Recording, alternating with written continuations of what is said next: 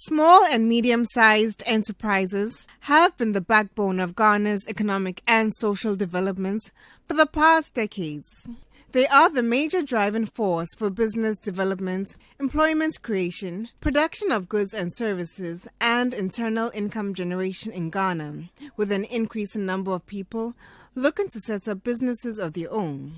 Jones Ansah is the Assistant Chief Company Inspector at the Registrar General's Department, and he explains the steps taken to set up a business. If I want to set up a business, I think the first step the person needs to do is to get a tin for him or herself that is going to GRA, applying for a tin. Then after you get a tin, you need to come and conduct what they call a search report first. You need to get a search report. You come up with a name that you want to use to conduct a search, whether the name is available for you to use or not. If the name goes through, you go to the bank there, you pick a form. Now you can even go on our website to download the forms, fill it, and then you submit it at the Registrar General's bank. Some of the information we may need is the name of the company, the nature of business, and the registered office, that is house number, street name, postal address, and GPS address. Then the full names of the directors, their tin as well, their residential addresses, their date of birth, occupation, and nationality, and the stated capital that you want to use. Then how you want it to be shared among the direct shareholders and all that. So after you finish, you come to Registrar General and submit it, your documents, then you leave it with that. Or you go to a section called the Company Inspectorate Division for them to vet your documents, whether what you've brought is in order or not. Then if everything is in order, then you will give you a slip and you go and pay at the bank, then you leave it. Now, if you leave it, for limited liability companies, we normally give 5 days for completion, and sole proprietorship, as layman will call it, one-man business. Makela Adomako is the CEO of Savory Escape, a food business she started 5 years ago, but recently underwent a re-registration process in line with rebranding her company.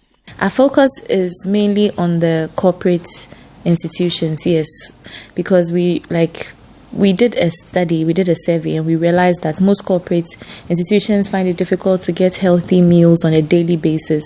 So ours is to provide them on a daily with lunch, and then we cater for events as well. 5 years ago, it wasn't bad, but now things are very smooth at the Registrar General's Department. When you go, it shouldn't take you even up to 3 days to register your company. Yes, you just have to fill the forms.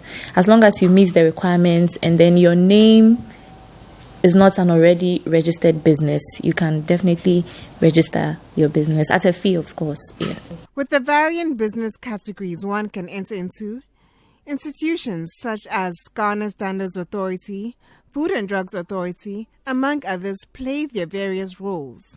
Acting Head of Food Division at the Foods and Drugs Authority, Roderick Kwabnaeje, gives a breakdown of what people who want to enter into a food business are expected to do. If somebody wants to register a food product, all that the person has to do is to come to the Food and Drugs Authority, or you can go online.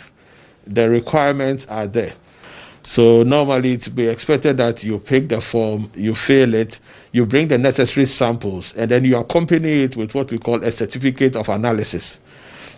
The certificate of analysis more or less bears the different types of tests that you're expected to, do.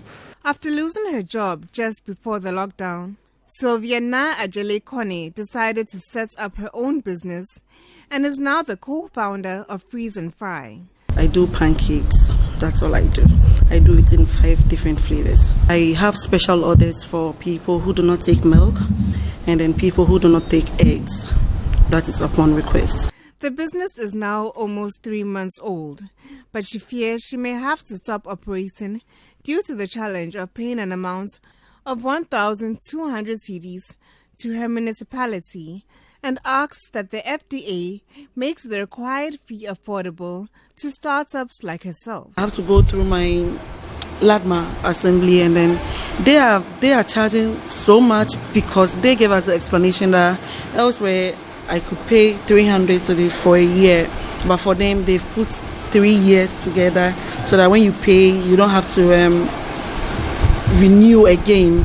But then what if after a year or two I do not want to do the business again? If I'm not able to get the money for them, it means I'll have to stop because the online order wouldn't always come. I have to go to the mart and all that. So if the FDA can talk to the assemblies for us so that we pay the annual fees instead of the 3 years in one. Makele shares with Citi Business News more on what business owners like herself would want to make the operations easier. When you're coming up, like your startup business, there should be a different regulation for startups and then a different kind of regulation for well set up businesses. You go to GRA as a startup, you have to pay 17.5%. You now go and pay income tax for your staff. You know, if I'm young and I'm working and I employ somebody, I now have to pay her SNIT. I now have to pay. Her money is not enough, so I may have to add some more money to her salary so that she can even pay her income tax. With more and more people striving to set up businesses of their own, individuals like Makele and Na can only hope the necessary institutions will make things easy for them to set up and maintain their business. Reporting for Citi News, I am Anita Kisimurku.